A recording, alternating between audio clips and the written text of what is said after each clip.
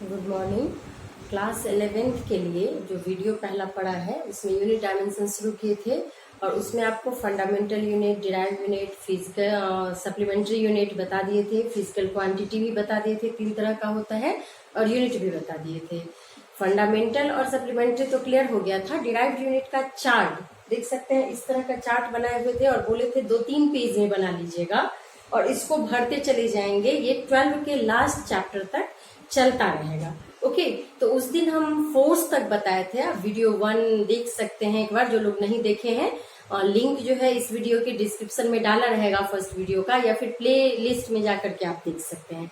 Okay, तो इस तरह का चार्ट वहां मिलेगा जिसमें हम फोर्स तक बता दिए थे कि उसका फॉर्मूला से कैसे निकालते हैं डिराइव यूनिट। बस ये डायमेंशन वाला कॉलम जो है ये खाली रहा था, क्योंकि जब डायमेंशन पढ़ेंगे तो सारा जो फिजिकल क्वांटिटी इसमें पुट होगा उस सारे का यहाँ पे डायमेंशन भी डालते चले जाएंगे। ओके, तो आज बढ़ते हैं फोर्स से आगे। हम लोग उस फिजिकल क्वांटिटी का यूनिट निकालते हैं और उसके बाद सिस्टम ऑफ यूनिट जानेंगे, कन्वर्सन ऑफ यूनिट जानेंगे और कुछ न्यूमेरिकल्स जानेंगे। ओके, तो आइए देखते हैं फोर्स के बाद जो हमारा नेक्स्ट फिजिकल क्वांटिटी होगा वो होगा वर्क। ओके, वर्क का फॉर्मूला आप क्लास 9 से जानते हैं। क्या होता है? It is product of force and displacement. Displacement को डी या एस से लिखा जाता है, फोर्स को आप लिखते हैं एम ए इंटू ये क्या हो गया टी। मास का फंडामेंटल यूनिट क्या होता है? केजी। और एक्सलरेशन का ये जो चार्ट बनाया था उसमें से आप देख सकते हैं मीटर पर सेकेंड स्क्वायर निकला था। अदरवाइज इसको फिर से तोड़ते हैं, वेलोसिटी अपॉन टाइम, वेलोसिटी को डिस्प्लेसमेंट अपॉन टाइम, तो आपको ये आ जाएगा। और ये क्या है हमारा? डिस्प्लेसमेंट, तो इसका भी यूनिट क्या हो जाएगा? मीटर। तो फाइनली हमको क्या मिला? केजी मीटर स्क्वायर पर सेकेंड स्क्वायर। ओके, इसको कहा जाता है शॉर्ट में, इसको डिनोट कर देते हैं जूल से, जे से। जूल साहब के रिगार्ड में इसको दिया गया है। तो इसी तरह 5 तक पुट था, यहाँ पे सीरियल नंबर अगर हम 6 कर देते हैं तो फिजिकल क्वांटिटी में क्या लिखा जाएगा? वर्क। फॉर्मूला में लिखा जाएगा F इंटू एस, और इसका यूनिट हमको क्या निकल गया है? केजी मीटर स्क्वायर पर सेकेंड स्क्वायर, जिसको हम क्या बोल दिए हैं? जूल। ओके, वर्क का अब ध्यान रखिएगा कि वर्क और एनर्जी दोनों का, ये हो गया एनर्जी, दोनों का यूनिट सेम होता है। ऐसे आप चाहें तो एनर्जी का फॉर्मूला आप लोग क्या लिखे थे क्लास 9 से? बहुत सारा 11th में तो चैप्टर्स कुछ 9 वाला ही है। तो एनर्जी का फॉर्मूला आप पढ़े थे, काइनेटिक एनर्जी का हाफ mv स्क्वायर। आप इससे भी निकाल सकते हैं। हाफ का कोई यूनिट नहीं होता है। m हो गया मास, v वेलोसिटी। पुट कीजिएगा वैल्यू, सारे का यूनिट पुट कीजिएगा फंडामेंटल, आपको निकल जाएगा। ओके, या फिर एनर्जी का mgh पढ़े थे, पोटेंशियल एनर्जी, इससे भी निकालिएगा तो आपको यही वैल्यू आएगा। ओके, तो ध्यान रखेंगे कि इस दोनों का जो है वो सेम यूनिट होता है। उसके बाद हमारा अगला आता है पावर। पावर क्या होता है? तो पावर का फॉर्मूला होता है वर्क अपॉन टाइम। अब देखिए वर्क का यही निकला हुआ है, तो ज्यादा मेहनत क्यों करें, यहीं से ले लेते हैं हम लोग। और टाइम का क्या होता है? सेकेंड। तो हो गया ये केजी मीटर स्क्वायर पर सेकेंड क्यूब। और आप सब जानते हैं इसको क्या बोलते हैं? वाट। ठीक है ना, पावर हो गया। पावर के बाद अगला आते हैं प्रेशर। प्रेशर का फॉर्मूला क्या होता है? Force upon area. ये भी क्लास 9 में था, यानी आप लोग के लिए ये वेल नोन है। तो पहले वेल नोन को जानते हैं, फोर्स अपॉन एरिया। फोर्स का केजी मीटर पर सेकेंड स्क्वायर, स्टार्ट में दिया हुआ है, देख लीजिएगा। अपॉन एरिया का क्या हो गया? Metre square. 1 मीटर से ये कैंसिल हो जाएगा, तो हमारे पास आ गया केजी पर सेकेंड स्क्वायर अपॉन मीटर। इसको ऊपर कर लीजिए तो क्या आ जाएगा? KG metre to the power -1 पर सेकेंड स्क्वायर। ठीक है, ये भी यहाँ पुट कर देंगे 6 में। यहाँ पे और एनर्जी कर लीजिएगा, 7 में जैसे हम लिख देंगे पावर, 8 में लिख देंगे प्रेशर, और इस सब का यूनिट आप लिखते चले जाइएगा, फॉर्मूला भी डालते जाएंगे। ठीक है, प्रेशर हो गया। प्रेशर के बाद आ जाइए, जैसे एक टर्म है मोमेंटम। नहीं, मोमेंटम का क्या फॉर्मूला होता है? Mass into velocity. मास का होता है केजी, वेलोसिटी का मीटर पर सेकेंड।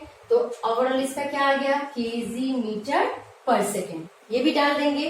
अब एक बात ध्यान देना है, देखिए मोमेंटम को भी डिनोट किया जाता है किससे? पी से।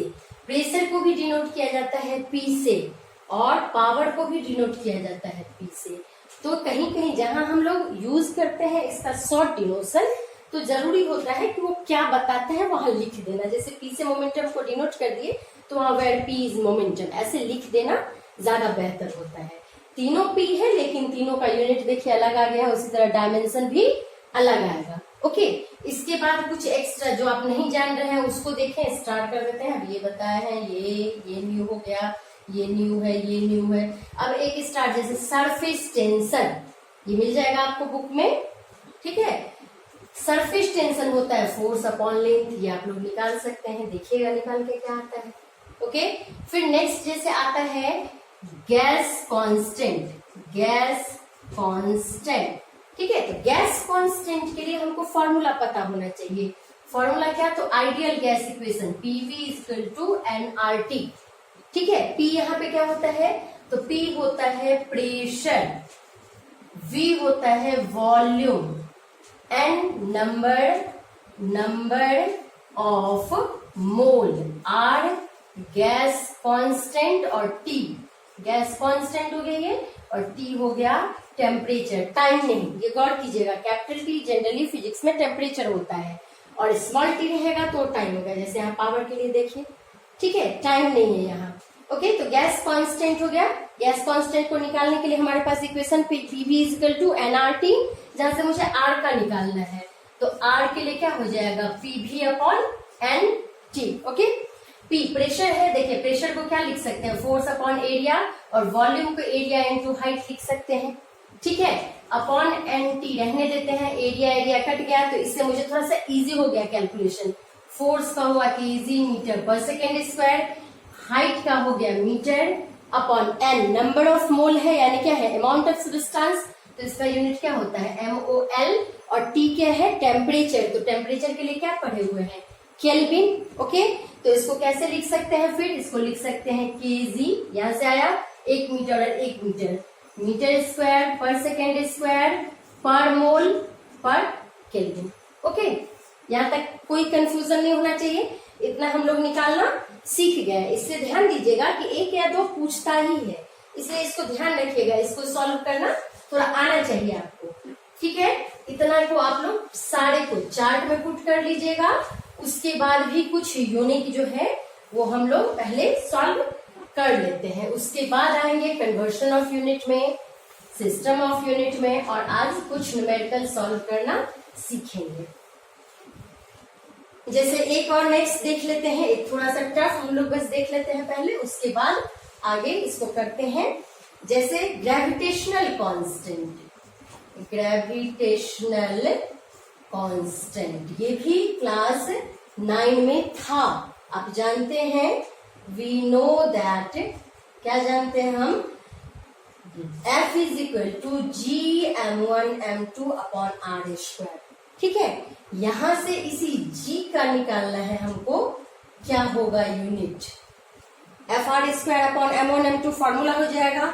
ऑब्वियस सी बात, ये फोर्स है तो बार बार फोर्स यूज हुआ है, केजी मीटर पर second square, R is distance, तो it's metre square, M1 is mass, KG, M2 is mass, KG, तो ये केजी और केजी कैंसिल, क्या हो गया, KG to the power -1, 1 metre और 2 मीटर, ये हो गया मीटर क्यूब पर सेकेंड स्क्वायर, ठीक है। ये वैल्यू भी यहाँ पुट कर लेंगे हम लोग। हाँ, और एक ध्यान देने की बात है कि हमेशा एक सिस्टम ध्यान रखना है कि पहले मास का यूनिट होगा केजी, फिर लेंथ का यूनिट मीटर, और फिर टाइम का यूनिट सेकेंड, उसके बाद जो जो यूनिट आएगा आप डालते चले जाएंगे, बट जनरल फिजिक्स में यही 3 आता है। ओके, तो हमको नहीं लगता है कि इसको समझने में आपको दिक्कत, इसके बाद भी और कुछ न्यू फिजिकल क्वांटिटी आप जान रहे हैं तो उसका यूनिट निकालेंगे, या फिर चैप्टर वाइज हमको नया नया मिलता जाएगा तो उस न्यू का यूनिट निकालते हुए, डायमेंशन निकालते हुए इसमें हम लोग डालते चले जाएंगे, और डेली बस एक बार देख लेना है, ठीक है। इतना तक हमको लगता है कि समझ में आ गया होना चाहिए, नहीं आया हो तो वीडियो पॉज करके 1-2 बार देखिए, उसके बाद भी कोई कंफ्यूजन हो तो आप पूछ लीजिए, उसको डिटेल कर दिया जाएगा, कोई कंफ्यूजन आपको नहीं रहेगा। ओके, तो आइए अब आप देखते हैं सिस्टम ऑफ यूनिट,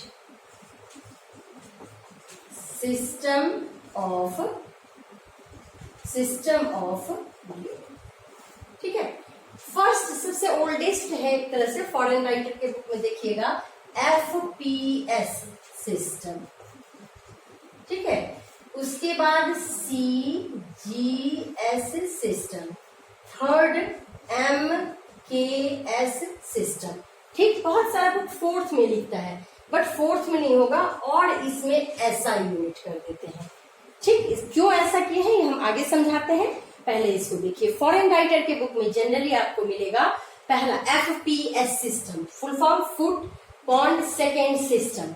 सेकेंड क्या है, CGS सिस्टम, C मतलब क्या हो गया सेंटीमीटर ग्राम सेकेंड सिस्टम, और तीसरा हो गया MKS सिस्टम। MKS सिस्टम क्या हो गया, मीटर किलोग्राम और सेकेंड, ठीक है। यानी इसमें हम एक कॉमन बात देख रहे हैं कि फर्स्ट लाइन जो तीनों का है ये बता रहा है लेंथ को, सेकेंड लाइन बता रहा है मास को, और थर्ड लाइन बता रहा है टाइम को, ओके। बट इसमें भी देखिएगा पॉन्ड भले ही हम लोग बोल देते हैं यूनिट है किसका, मास का, बट एक्चुअली ये है नहीं। जब आप फॉरेन राइटर वाला बुक जैसे रेसनिक हेलिडे बुक पढ़िएगा तो उसमें आपको मिल जाएगा, जनरल यूज करते हैं मास के लिए, बट मास के लिए यूनिट होता है एक्चुअली क्या है, LB। पॉन्ड जो है वो वेट का, फोर्स का यूनिट होता है। जैसे हम लोग का अगर कोई पूछता है कि वेट कितना है तो बताते ना, जैसे मेरा वेट 55 kg या 60 kg हम बताएंगे, तो 60 kg वेट नहीं हो सकता है कि अब आप 11th में है तो 9 में वेट टर्म पढ़ चुके हैं। वेट एक्चुअली क्या है, फोर्स है जिससे अर्थ हमको अपने तरफ खींचता है। तो फोर्स का यूनिट केजी नहीं हो सकता है, केजी वेट होगा या न्यूटन होगा। बट हम लोग को जब वेट पूछा जाता है तो पता है कि जी सबके लिए बराबर है 9.8 मीटर पर सेकेंड स्क्वायर, तो सिर्फ क्या बोलते हैं, अपना मास बताते हैं। तो सेम चीज यहाँ भी है कि एक्चुअली ये यूनिट है वेट का, बट मास के लिए उस समय यूज किया जा रहा था तो बस किया जा रहा है, लेकिन ये फोर्स का है, एक्चुअली LB होता है, ठीक है। ये जब वहां कंफ्यूजन होगा तो उसके लिए, अदरवाइज इन जनरल आपको यही मिलेगा, ठीक है।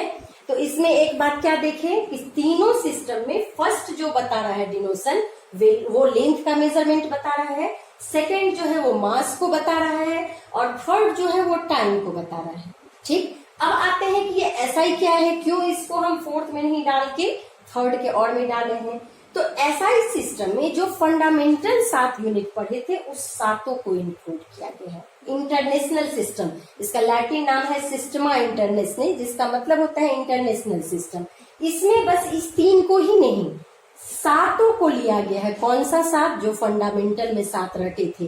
क्या क्या रटे हुए थे, तो मास के लिए किलोग्राम रटे हुए थे, लेंथ के लिए मीटर रटे हुए थे, टाइम के लिए सेकेंड रटे थे, टेम्परेचर के लिए केल्विन रटे थे। इसी तरह 7 में आया था लास्ट अमाउंट ऑफ सब्सटेंस के लिए मोल।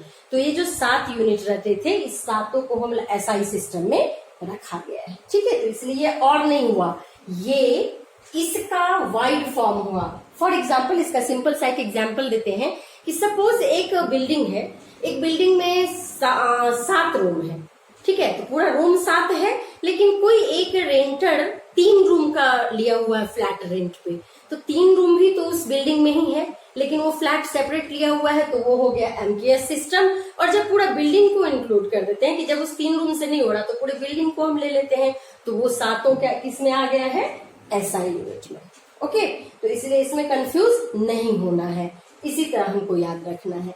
अब इसमें क्या होता है, एक दूसरे में इंटर कन्वर्शन होता है। तो हम पहले भी बताए हैं कि ये जनरली फॉरेन राइटर के बुक में मिलता है, तो इसलिए इसको बहुत ज्यादा आजकल इतना नहीं वैल्यू दिया जा रहा है। रेसनिक हेलिडे वगैरह जो पढ़ते हैं उनमें उसमें है, और भी फॉरेन राइटर के बुक में देखिए ये मिल जाएगा। लेकिन इधर जो हम लोग के यहाँ चल रहा है बुक, या फिर जैसा एग्जाम में देखते हैं जनरल पैटर्न, उसमें इस दोनों में ही कन्वर्शन आता है, ठीक है। इस दोनों में कन्वर्शन पूछ देता है कि CGS सिस्टम में दिया हुआ है और आपको MKS में पूछ दिया कि क्या होगा वैल्यू, वो निकालना है। तो ये कन्वर्शन हम लोग बचपन से ही पढ़ रहे हैं। फॉर एग्जाम्पल हम लोग बार बार रटते थे कि 100 सेंटीमीटर 1 मीटर के इक्वल होता है, 1000 ग्राम 1 kg के इक्वल होता है। तो ये सब चीज बचपन में ही पढ़ते थे। अब देखिए अगर हम कर रहे हैं कि 1 kg 1000 ग्राम के इक्वल है, तो ग्राम देखिए CGS सिस्टम में है और केजी देखिए MKS सिस्टम में है। तो इस सिस्टम से इसमें कन्वर्शन हो रहा है। तो ये इजी था, तो आपको रटा दिया गया कि इतना इतना इतना चेंज होता है। लेकिन जब आप 11th में अब आ चुके हैं, हायर कंपटीशन की तरफ जब भी देखिएगा तो अब माइन्यूट से माइन्यूट हम लोग को पढ़ना है। उसमें कुछ कन्वर्सन इतना कॉम्प्लिकेटेड है कि सारे को याद रखना हमसे पॉसिबल नहीं हो पाएगा। तो उसी के लिए एक छोटा सा जनरल फॉर्मूला लेके इसमें कैसे कन्वर्ट करेंगे, फटाफट कन्वर्ट करने का तरीका हम लोग सीख लेते हैं। ठीक है, तो उसमें कन्वर्शन करेंगे इसी पे कैसे, तो उसके लिए एक तरीका हम लोग सीख लेते हैं। तो अब आते हैं इसमें कन्वर्शन ऑफ यूनिट्स। अगला हेडिंग हम लोग का हो गया कन्वर्शन ऑफ यूनिट्स। कैसे कन्वर्ट करेंगे इसके लिए। तो अब मान लीजिए कि आप मार्केट जाते हैं, मार्केट में आपको कोई सामान खरीदना है, ठीक है, तो खरीदना है सामान, तो आप कैसे शॉपकीपर को बोलते हैं कि दीजिए। सपोज आपको कुछ नहीं, चीनी ही खरीदना है, तो आप क्या कहिएगा, मुझे चीनी चाहिए, पूछेगा कितना, तो आप जवाब देते हैं ना कितना में कोई वैल्यू अमाउंट बताते हैं, 2 kg 4 kg। या आपको वायर खरीदना है, तो अगर तो जाइए आप शॉपकीपर को कहिए कि मुझे वायर चाहिए, तो क्या पूछेगा कितना चाहिए, आप दो, आपके पास ऑप्शन है, बंडल लेना है, केजी लेना है तो कहिएगा इतना केजी, अदरवाइज छोटा लेना है तो क्या कहिएगा कि 2 मीटर, 1 मीटर, 10 मीटर, ऐसा कुछ बोलिएगा। इस बोलने में हमको गौर करना है कि क्या क्या उससे डिमांड किए। तो अगर वायर हम 2 मीटर डिमांड कर रहे हैं तो 2 चीज कह रहे हैं, एक बोल रहे हैं 2 यानी न्यूमेरिकल डाटा, और एक बात क्या कर रहे हैं, उसका यूनिट। जो भी फिजिकल क्वांटिटी खरीद रहे हैं उसके यूनिट को बताना पड़ रहा है। सपोज अभी हम शुगर का बात किए थे, चीनी खरीदने का, तो शुगर अगर खरीद रहे हैं 1 kg भी ले सकते हैं और 10 ग्राम भी ले सकते हैं, नहीं 1 kg भी ले सकते हैं और 10 ग्राम भी, दोनों में न्यूमेरिकल डाटा बोले, लेकिन आपको यूनिट बोलना मस्ट है। किस सिस्टम में आप डिमांड कर रहे हैं, ये हम लोग के लिए एज इट इज है, बस जनरल लाइफ में हो रहा है, तो इसमें फिजिक्स का इसको गौर नहीं करते हैं, लेकिन यहाँ भी है, हमने इसका हेल्प लिया, यूनिट का हेल्प लेकर के वहां उसको एक्सप्रेस कर रहे हैं। ठीक है, तो यही कन्वर्शन के लिए कैसे हम डिमांड करते हैं और क्या मिलता है, वहां से हम फॉर्मूला आपको सिखाते हैं कैसे चेंज करें। अब देखिए, सपोज आप वायर खरीदे हैं, वायर लेने गए तो क्या डिमांड किया, 2 मीटर वायर चाहिए। अगर इससे हम फिजिक्स के लैंग्वेज में इसको चेंज करें तो वायर क्या है, फिजिकल क्वांटिटी है, फिजिकल, क्योंकि इसका लेंथ मेजरेबल है, तो फिजिकल क्वांटिटी को हम डिनोट कर देते हैं P से। 2 क्या है, न्यूमेरिकल डाटा है, न्यूमेरिकल वैल्यू को सपोज हम N से डिनोट कर दिए, न्यूमेरिकल का फर्स्ट मीटर ले लिए, और मीटर क्या है, यूनिट है, किसका, इस फिजिकल क्वांटिटी के जिस प्रॉपर्टी को आप मेजर कर रहे थे, तो इस फिजिकल क्वांटिटी के लेंथ को मेजर कर रहे थे, तो ये लेंथ का यूनिट है। ओके, तो ये जो लेंथ का यूनिट है, तो यूनिट सारा अब मास का होगा तो केजी लिखा जाएगा, लेकिन होगा तो यहाँ यूनिट ही, तो इसीलिए इसको लिख देते हैं यू। ओके, ये पाया जाता है, क्या रहता है, कांस्टेंट। जो आप बोलिएगा, आप एक दुकान से खरीद के दूसरे में मेजर करेंगे, वही वैल्यू आएगा, मतलब हर जगह वैल्यू चेंज नहीं कर रहा है, एक ही है, तो उसको क्या कहेंगे, कांस्टेंट। अब आए मैथ से, अगर किसी 2 टर्म का प्रोडक्ट कांस्टेंट हो तो आप इसको लिख सकते हैं, क्या, इसको आप लिख सकते हैं N1 U1 is equal to N2 U2। ये ध्यान रखिएगा, मैथ्स का ये रूल है कि किसी भी 2 टर्म का अगर प्रोडक्ट जो है वो कांस्टेंट है तो इसको आप ऐसे एक्सप्रेस कर सकते हैं, यानी if N1 is greater than N2 then U1 must be less than U2 या इज लेस देन U2। ये वैल्यू बड़ा हो जाएगा इससे, तो इसका वैल्यू इससे कम हो जाएगा। फॉर एग्जाम्पल देखिए, केजी और ग्राम, आप जानते हैं ग्राम छोटा यूनिट होता है और केजी बहुत बड़ा यूनिट होता है, तो केजी बहुत बड़ा है ग्राम से, तो इसका न्यूमेरिकल डाटा इसके रिस्पेक्ट में क्या है, छोटा है।